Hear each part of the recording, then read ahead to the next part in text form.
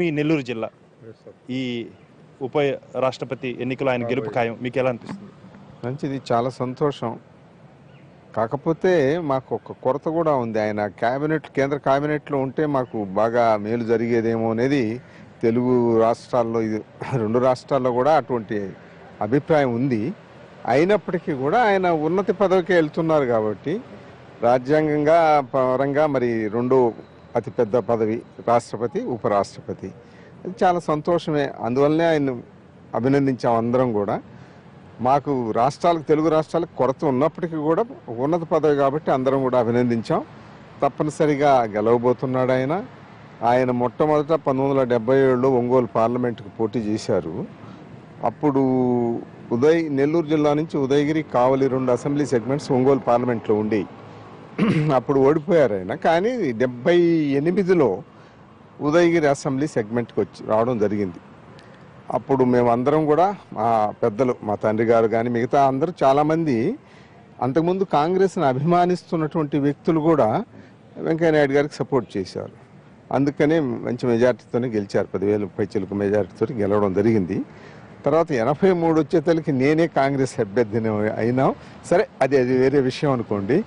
తర్వాత రాజ్యసభకు 4 సార్లు ఎన్నికయ్యారు ఆయన. మరి వాజ్పేయి గారి ప్రభుత్వంలో రూరల్ డెవలప్మెంట్ మినిస్టర్గా చేశారు. ఇప్పుడు మోడీ గారి ప్రభుత్వంలో తర్వాత బీజేపీ అధ్యక్షుడిగా కూడా చేశారు. మరి తర్వాత మోడీ గారి ప్రభుత్వంలో చాలా శాఖలు నిర్వహించడం, చాలా గొప్పగా నిర్వహించడం కూడా జరిగింది. చాలా ఎఫిషియెంట్ పర్సన్గా కూడా ప్రూవ్ చేసుకున్నాడు. మోడీ గారికి సమీపంగా ఉన్నటువంటి, ముఖ్యంగా ఉన్నటువంటి మంత్రివర్గ సభ్యుల్లో ఒక 3-4లో ఈయన కూడా ఒకటిగా మేము అందరం పరిగణించేవాళ్ళం కదా. ఆ విధంగా మంచి పేరు తెచ్చుకున్నాడు.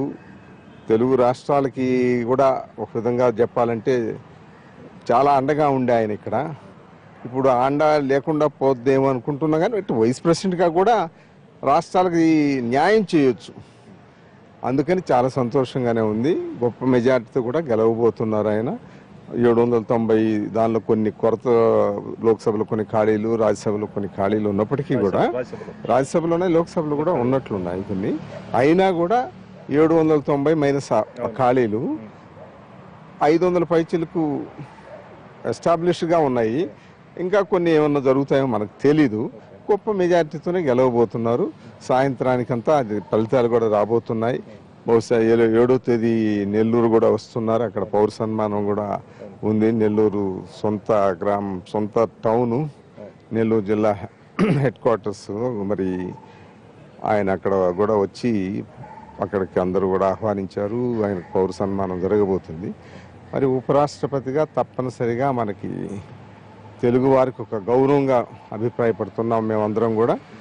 అది భవిష్యత్తు బాగా ఉండాలని, ఇంకా ఒక మెట్టు మాత్రమే ఉంది, భవిష్యత్తులో అది కూడా ఎక్కుతారని మేము అభిప్రాయపడుతున్నాం. మెట్టు అంటే మీ ఉద్దేశం రాష్ట్రపతినే? బహుశా అది ఒకటే కదా ఆగి ఉంది. ఉపరాష్ట్రపతి అయ్యారు, రాష్ట్రపతి. అది భవిష్యత్తులో అవకాశాలు రావచ్చనే అనుకుంటున్నాం మేము. మంచిది. Wish him all the best. Let us wish all the best. Rajya Sabha సభ్యుడు, చైర్మన్గా కూడా ఆయన క్రియాశీలకంగా కూడా ఉంటారు. ఎందుకంటే ప్రతిరోజు సభ నిర్వహించాల్సిన అవసరం ఉంటుంది.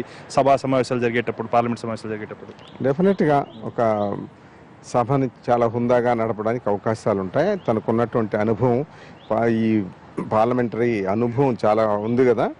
అందువల్ల తప్పనిసరిగా దాన్ని చాలా హుందాగా రాజ్యసభను నడిపిస్తారని, దాని చైర్మన్గా నడిపిస్తారని ఆశిస్తున్నాం. బహుశా తప్పనిసరిగా జరుగుతుంది.